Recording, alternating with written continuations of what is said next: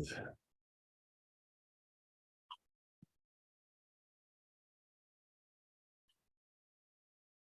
you go.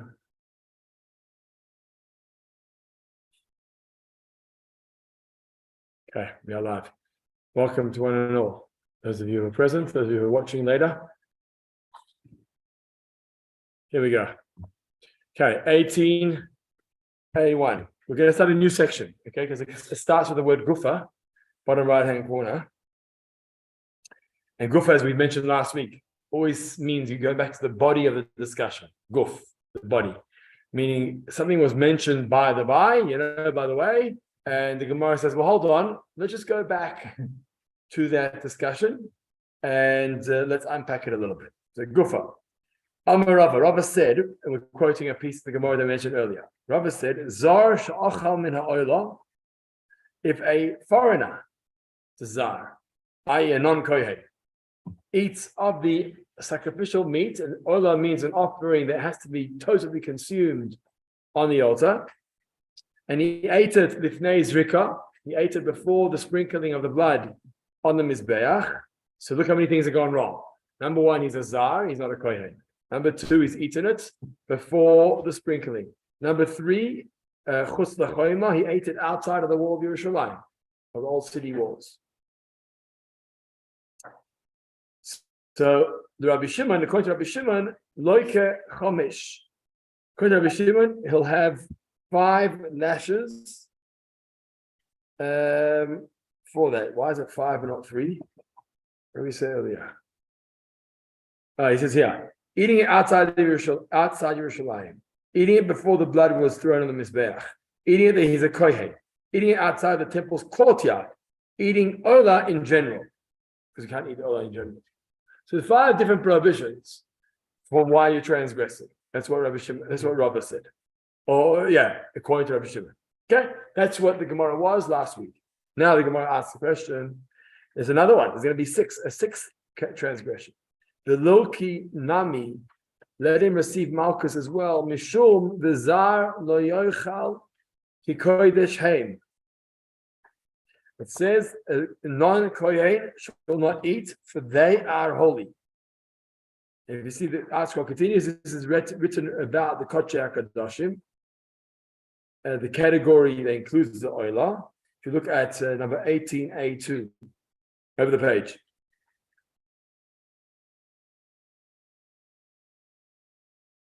In Exodus, the book of Bereshis, I think this must be Parshas Boy, is stated in regard to the special shlomim, or later. Now it must be the Parshas. Now they're discussing sacrifices. In regards to the special shlomim offered during the miluim, the inauguration ceremony, which had kodesh kadoshim status, special offerings. By specifying that non-kohen may not eat of them because they are holy, i.e. because they are kodesh kadoshim, the holiest type of sacrifices, the Torah teaches that a non-kohen is prohibited from eating any kodesh kadoshim, and this would also seem to include the meat of the olah. Now, what we're basically saying is, because we had already a prohibition of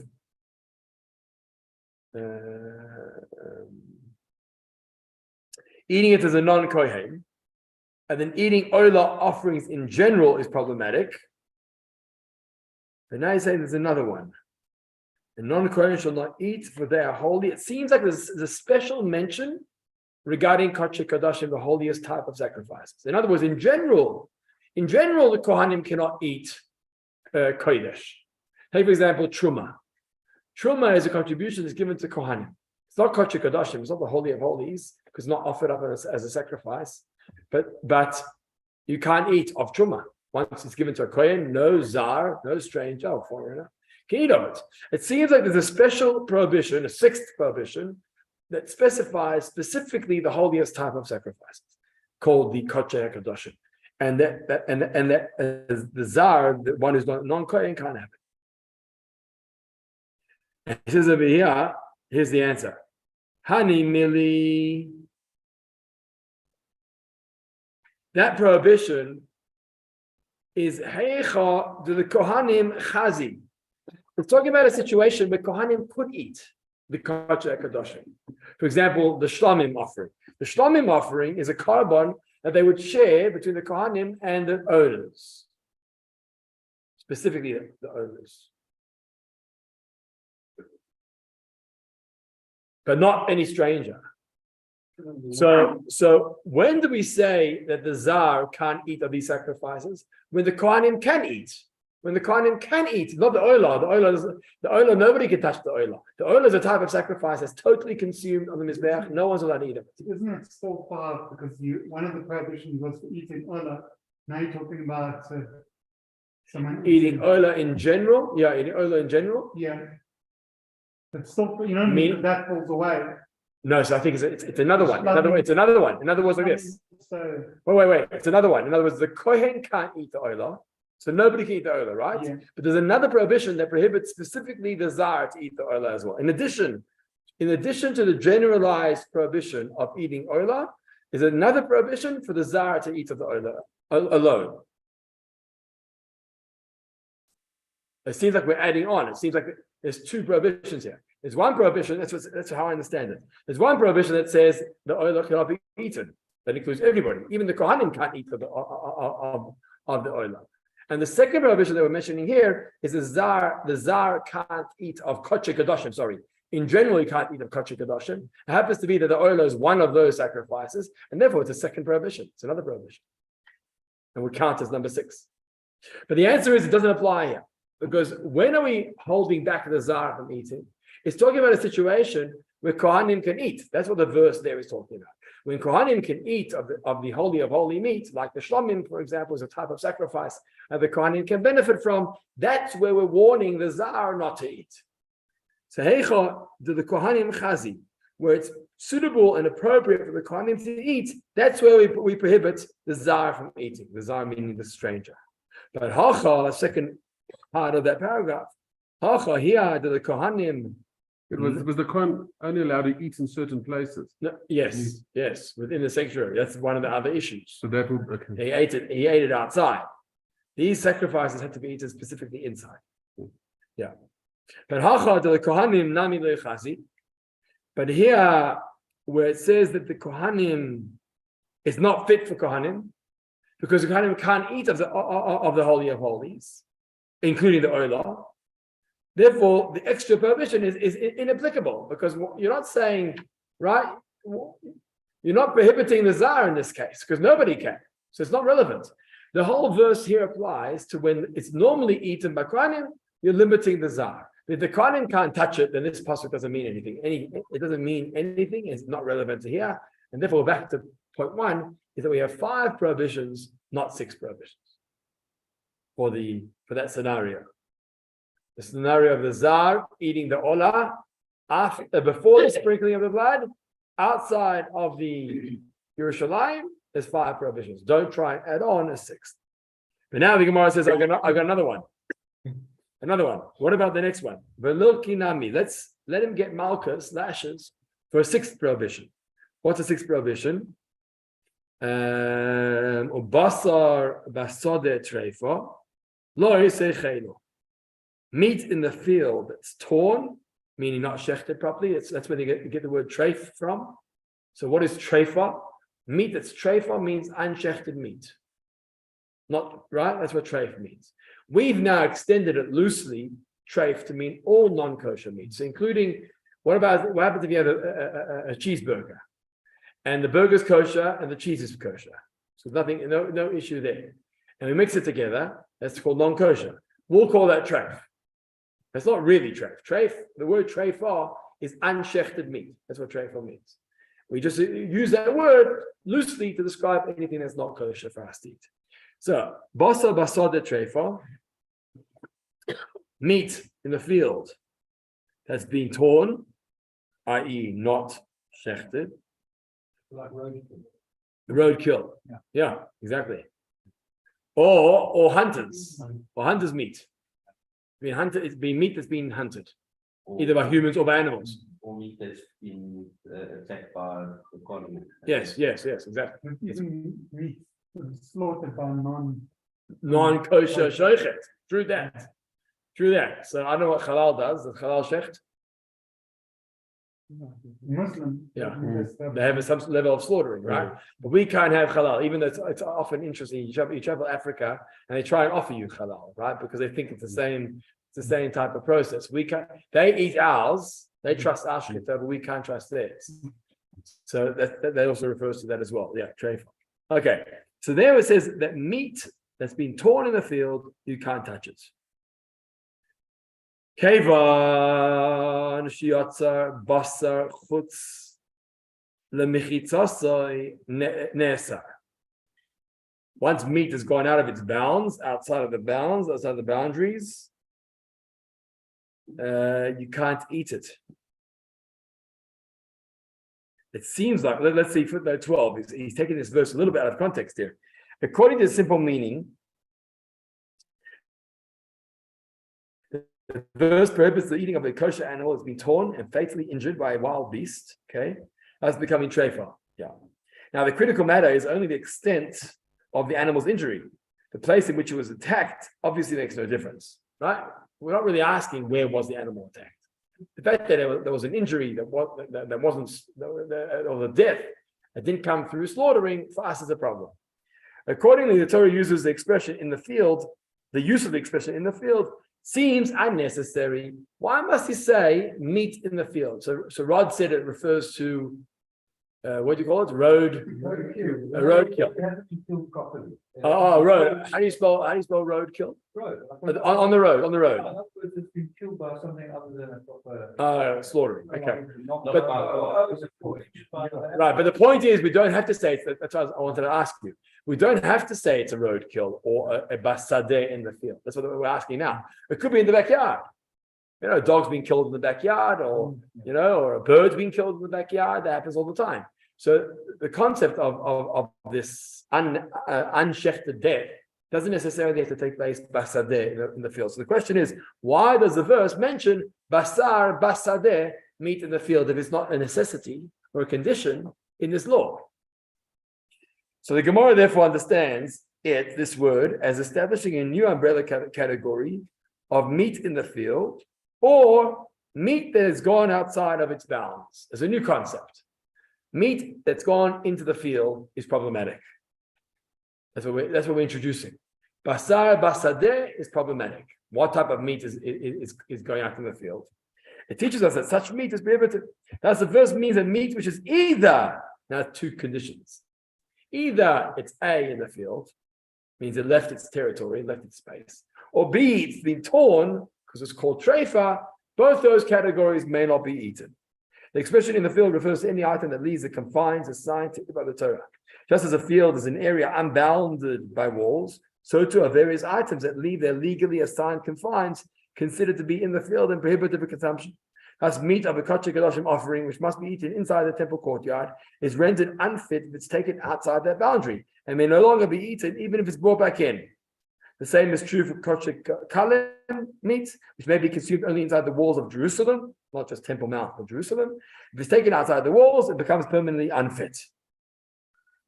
So therefore, here's an extra prohibition. The extra prohibition is, why did you take it out of its area? Number one is, why did you eat meat off Temple Mount? That was point number one. Point number two is, you took the meat out before you even ate of it. It's called basar basadeh. You took it out of its space, its confines. You transgressed. He gives another application. Another application of this rule is to the case in which an animal fetus thrust a limb out of the womb and drew it back. That's the story of Peretz and Zerach, the red string that Rivka tied around the first twin that was born. He pulled his hand back. I think it's Peretz or Zerach, one of the two. She tied a red string around his hand because Tamar. Sorry, Tamar. What did I say? Rivka. No, I meant Yehuda and Tamar. Correct. Yehuda and Tamar tied a red string around his hand or foot, so that when he pulls back in, at least you got a memory as to who was the firstborn. Okay, so in this case, the limb came out and drew back, and his mother was then slaughtered. Although a fetus found in the womb of a slaughtered animal is permissible for consumption without it being slaughtered. Because you say that the child goes on the mother's shchita. So any fetus that hasn't been born yet is considered part of the mother, and therefore the mother was shechted and the baby is shechted. Then the baby is kosher, and you don't have to eat of it. Yep. You don't have to shecht it. Unique, hey? An animal you don't have to shecht. It's quite a that's like a good quiz question. When can you have a kosher animal? When can you eat a kosher animal without shechting it? Yeah, but is that if it comes out, if it starts to live at that point, or is that then what happens there? If it's like that's almost about to be born. No, it doesn't matter. If it hasn't been exposed on its own, it's part of the mother. It's part of the mother. But if you open up the womb and an animal is alive, No, same thing. Because outside the womb, what? You still need to. What? Well, you can't, I suppose like a non-cad law that you can't. but I'm saying it comes out. But you can't kill. You don't have to shecht that animal. Comes out now, it's alive. So what happens? No, you'd kill it without shechita. That's what we all. You'd kill it without shechita. It's a very ironic halach. You're killing the animal without shechting it because you already hypothetically shechted it, even though you haven't shechted it. So if it comes out alive, you shecht it and You don't have to shecht it. No, you kill it, but you. No, you shechted the mother. Open her up. We're saying now that calf doesn't need shechita. But in order to eat of that calf, Kill it. Or kill it. So I just kill it. Yeah, because what we're saying is that it has the spiritual process that shechita brings to an animal to make it kosher. This one has already had it. You could have the opposite example, that you slaughter it and you by removing the mother's nutrients, the calf stops. It's similar to this situation, that you've now got an animal that kind of, has died of like natural causes, that you're saying also wouldn't.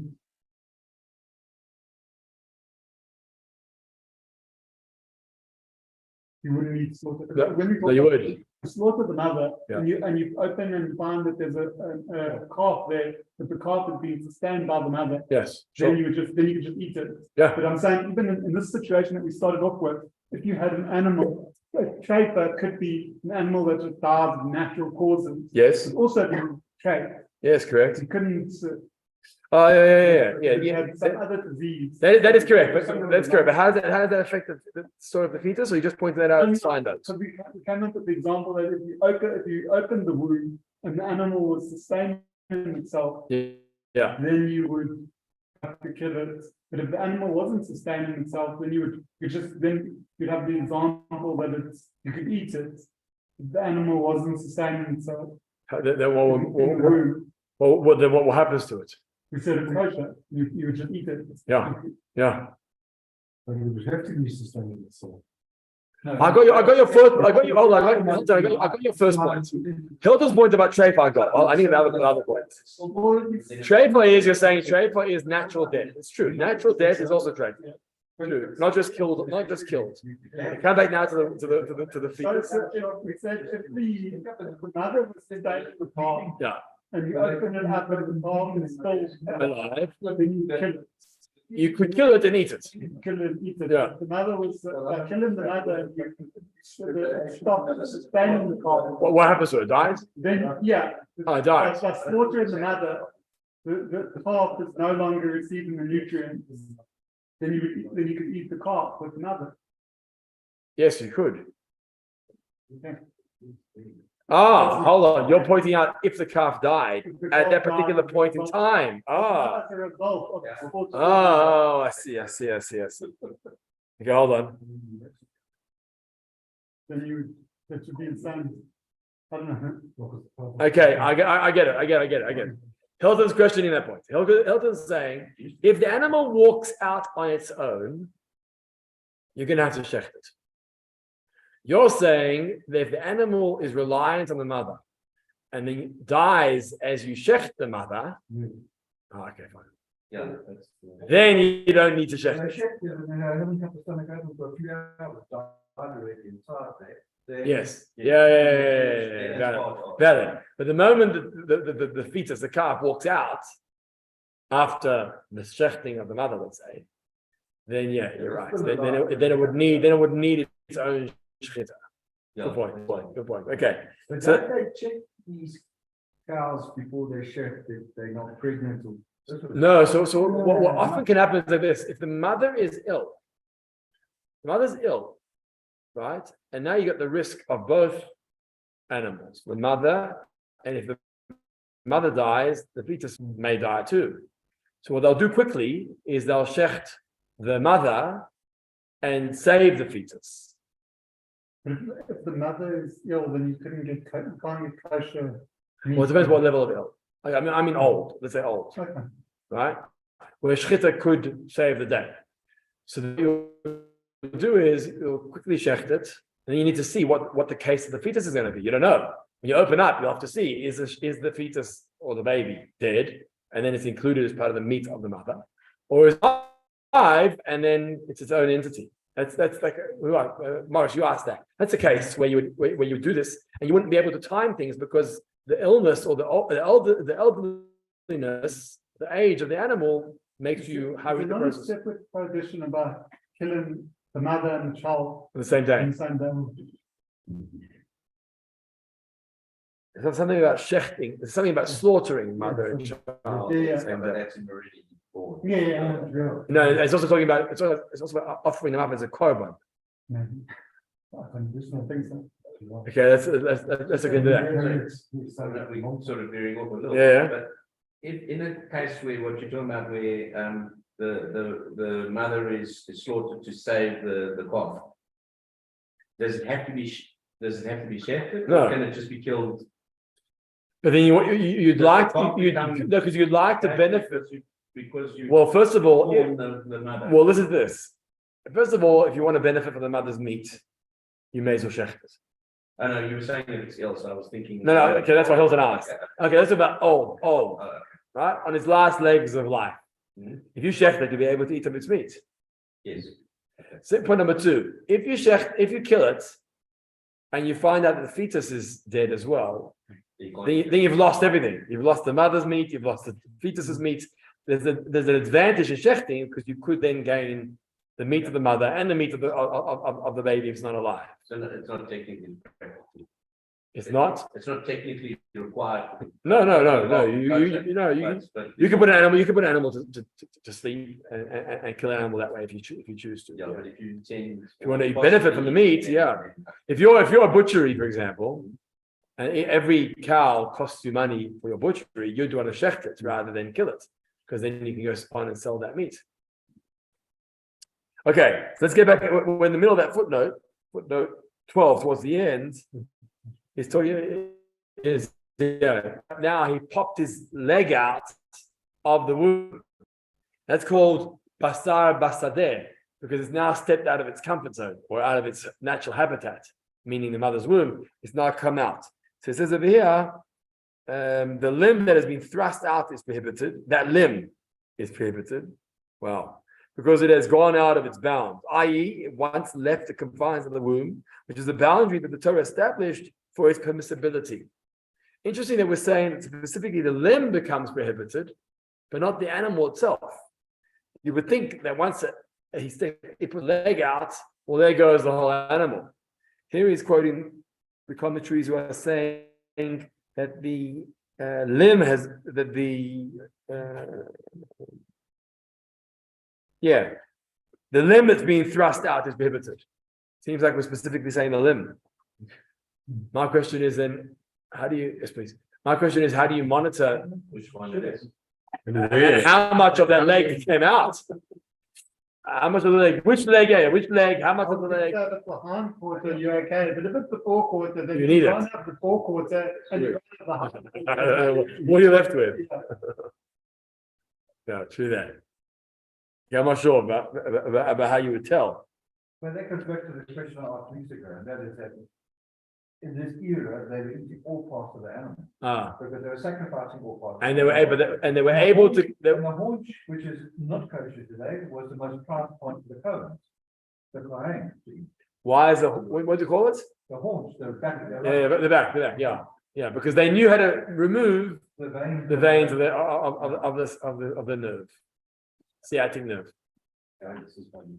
So therefore, they ate of that meat, but they ate of the meat, but they were able to move. Baruch atah,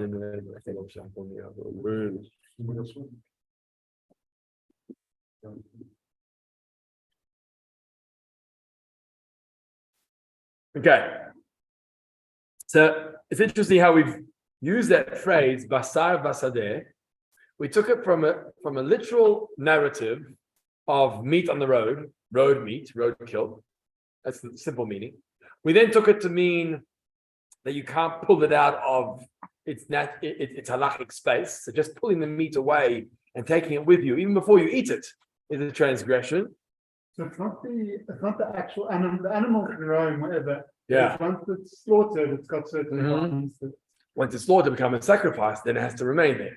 So that's the second law about basadeh. And the third law about basadeh is when the limb pops out of the mother's womb, right? That limb is already independent and will be prohibited because there's no shchita related to it. Therefore, you can't eat of that.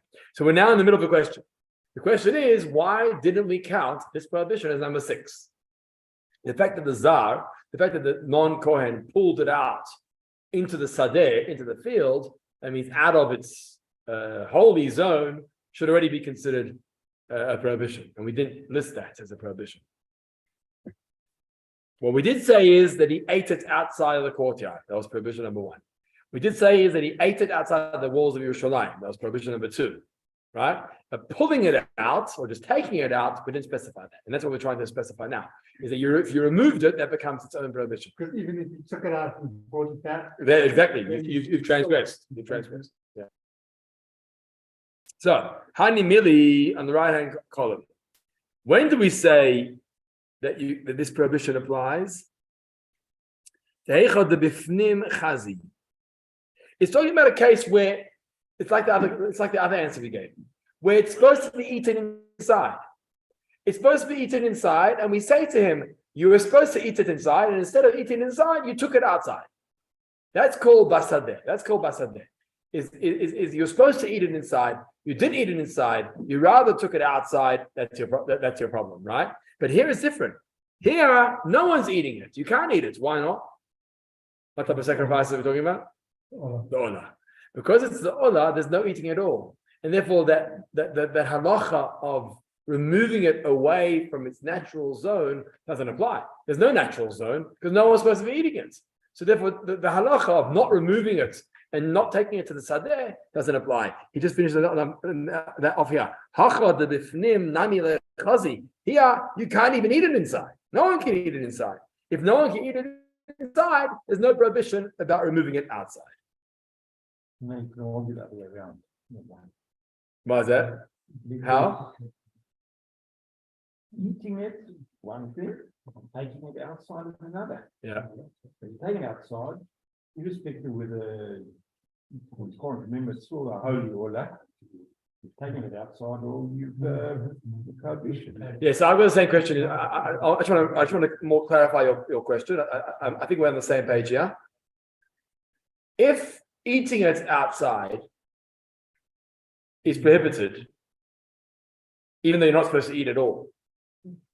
I'm just clarifying your question. We said you can't eat an olah. That's prohibition number 1. You also can't eat it outside.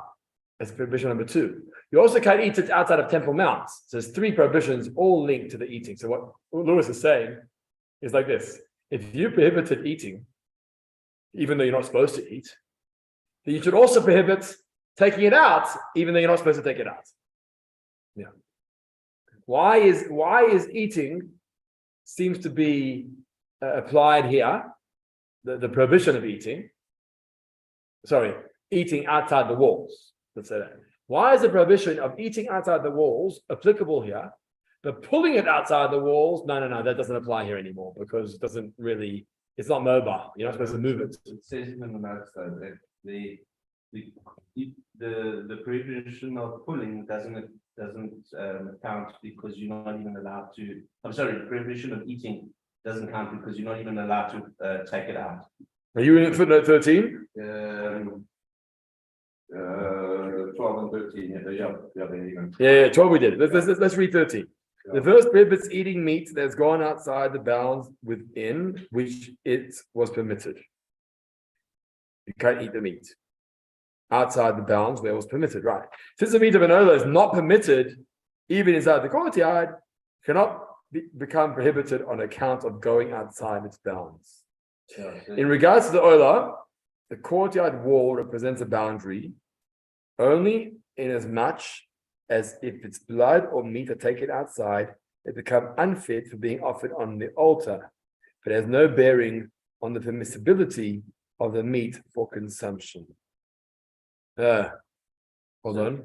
Because it can't be eaten inside, it doesn't, the moving outside and then eaten there doesn't count because it can't even be eaten at all. So the one falls one. Makes sense. Has no bearing on the permissibility of the meat for consumption. Okay, but does that answer Lewis's question? Lewis's question was, why are we differentiating between eating it outside the wall, which is prohibited in this case, to taking it outside the wall, which is not prohibited in this case? Why is taking it not relevant here, but eating it outside the wall would be relevant here? That's the question, right? Lewis. Yeah, even though you're allowed to eat it anyway. Exactly, because if you can't. But in order to eat it outside the wall, you have to take it outside. Yeah, but what we're saying, yeah, true. But what we're saying is that taking it is not a prohibition for some reason here. Taking doesn't apply, but eating it would apply. Look, the logic makes sense.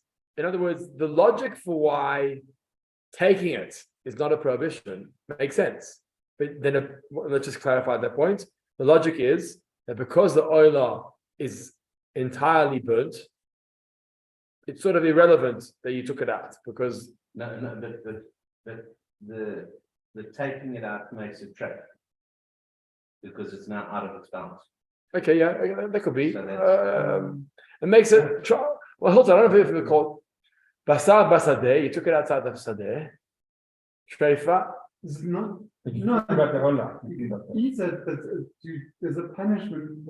For eating You're it. talking because it's, Yeah. it's lashes for eating it.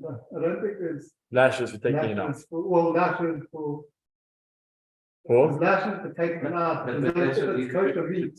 Yeah, they're not talking about the lashes, they're talking about the prohibitions at this point.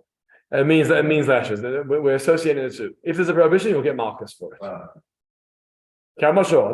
It's a good question. Is why we're differentiating between the taking out and the eating.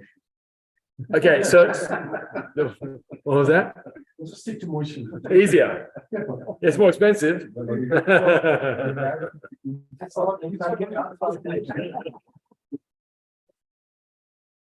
Yeah. Like the people that come to check out, it's just the barcode.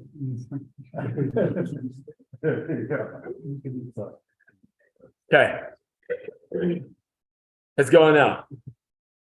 Okay, so we put that to bed. We said it doesn't apply here, the prohibition of taking out meat.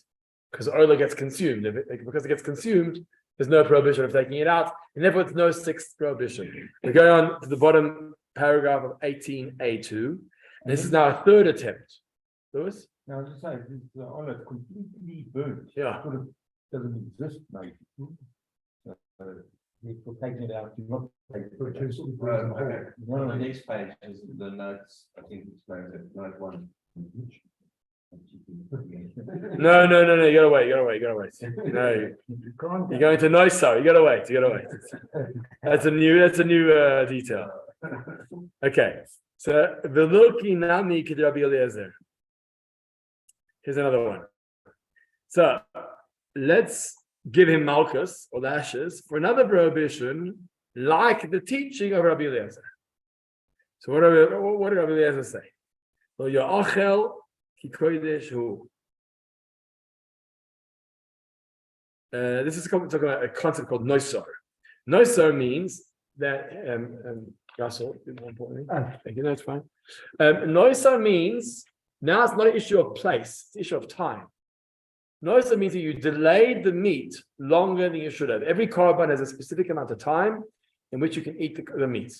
And if you delay that, you can't eat it afterwards. But the Korban Pesach. Is- Yeah. Yeah, I forgot one. Till midnight. That korban had to be on the day. Some of them is a day and is a day and a night. Some of them is 2 days, depending on each korban and the time that Torah gave for it. Okay, if it's a generic word, any meat that's kept over its time is called noisa, leftover. Okay, so Rabbi Eliezer has a prohibition about noisa, meat that was left over beyond the time. He says it should not be eaten, lo yachel, because it's holy.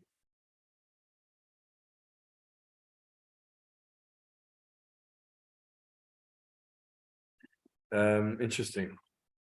Look at footnote 15. This ties into last week's discussion. He quotes Exodus 29, verse 34. And then he says, the marginal gloss in the Vilna edition of the Talmud, which cites the previous verse, i.e. verse 33, is erroneous. It does not appear in earlier editions of the Gemara. So he's referring to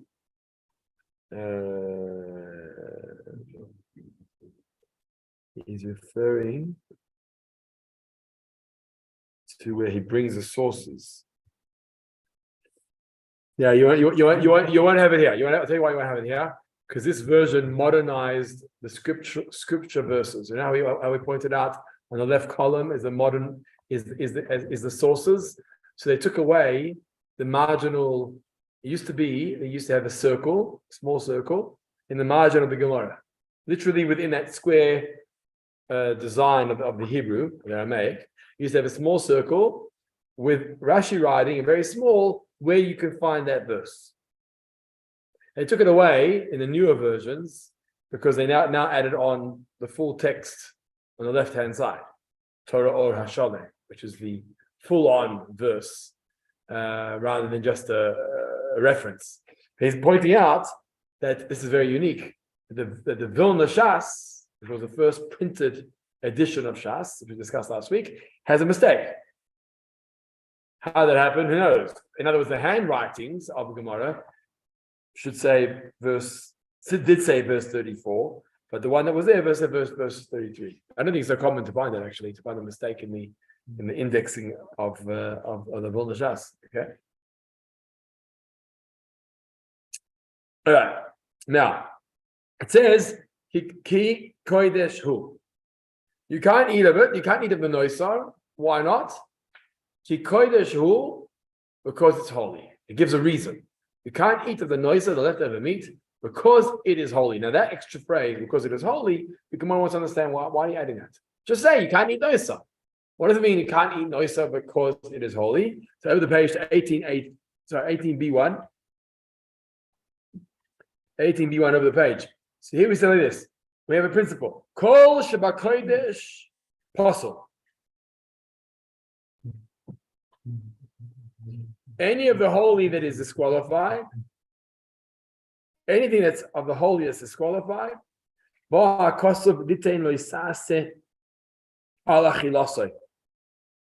verse comes to add another prohibition. In other words, you left it over. Now we're telling you can't eat it.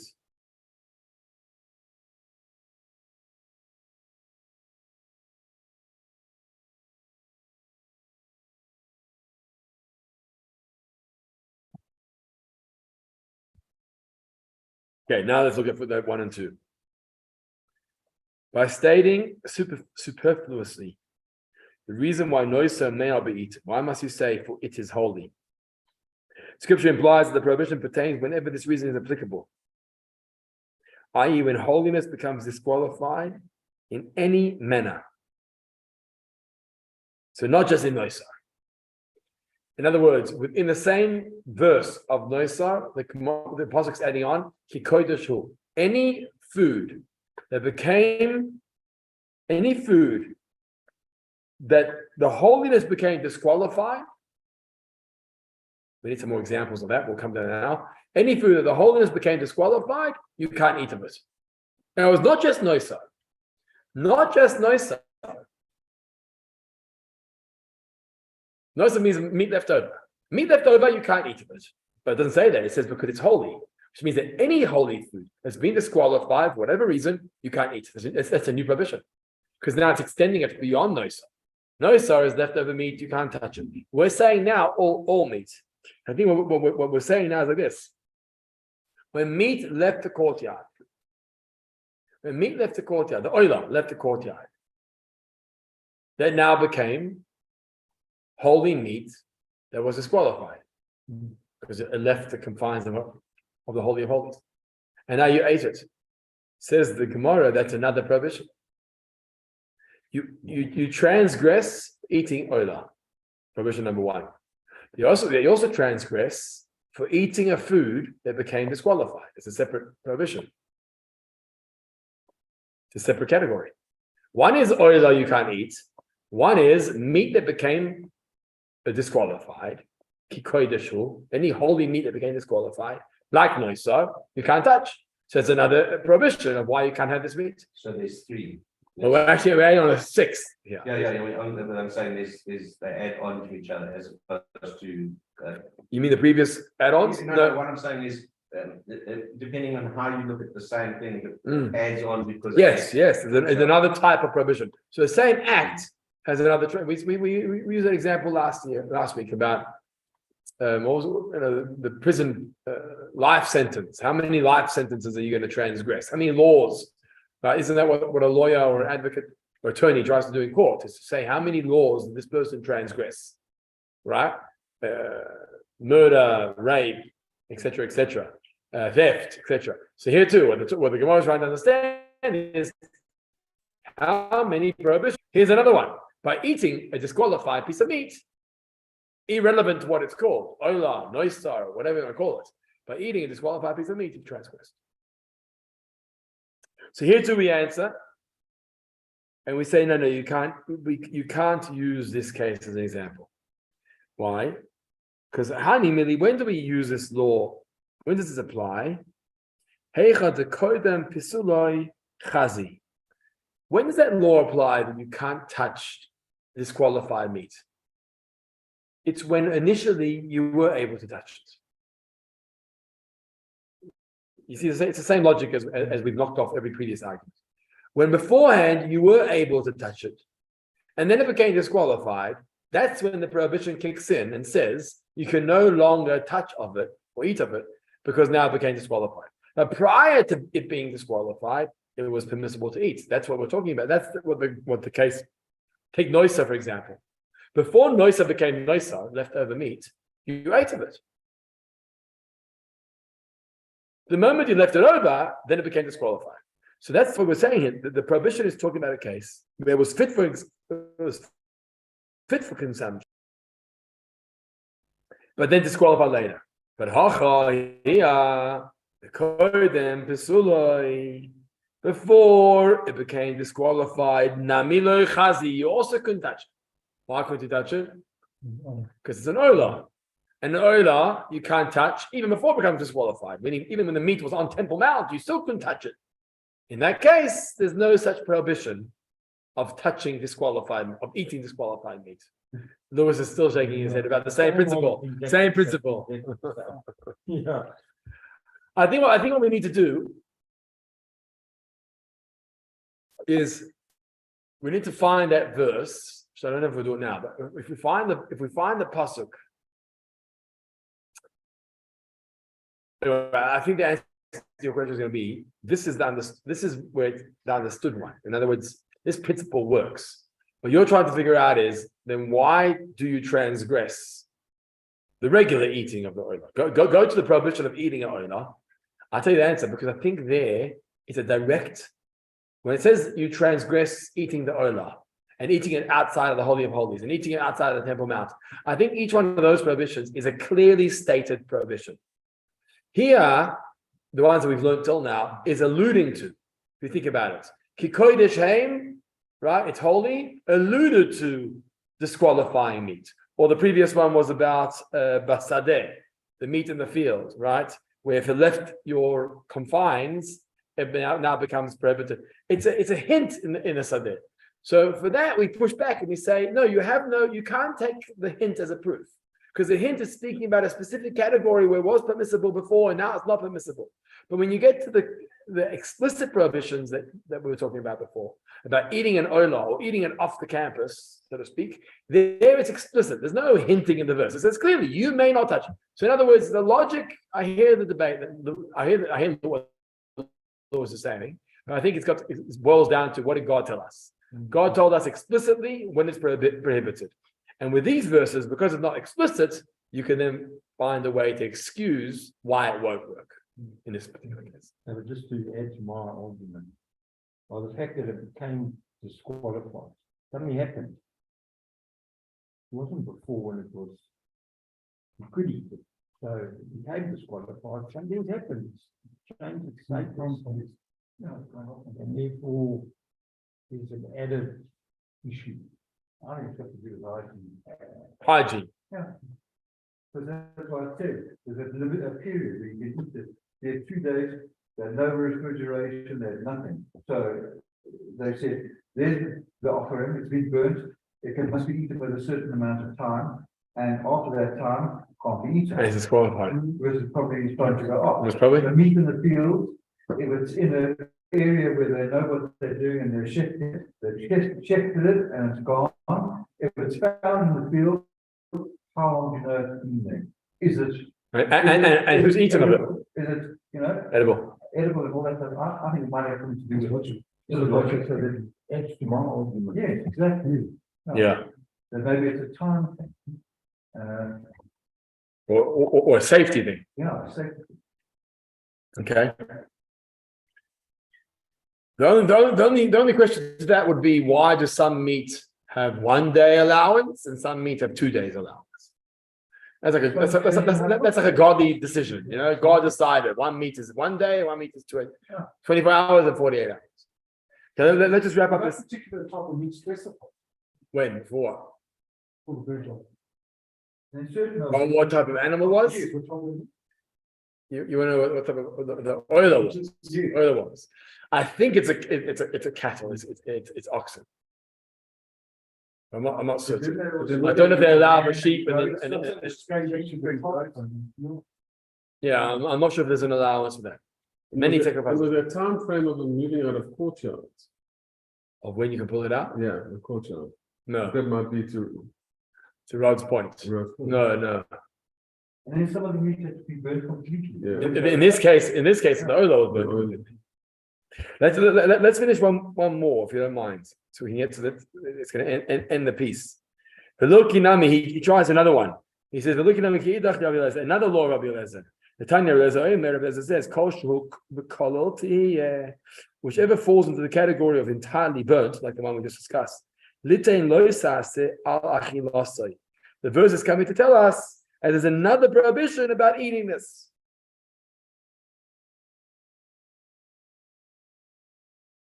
In other words, this is if you look at footnote number 4, it says every mincha offering of a kohen is to be entirely burnt. It may not be eaten. Rabbi Eliezer teaches that this prohibition against eating only applies to any sacrifice that must be entirely burnt.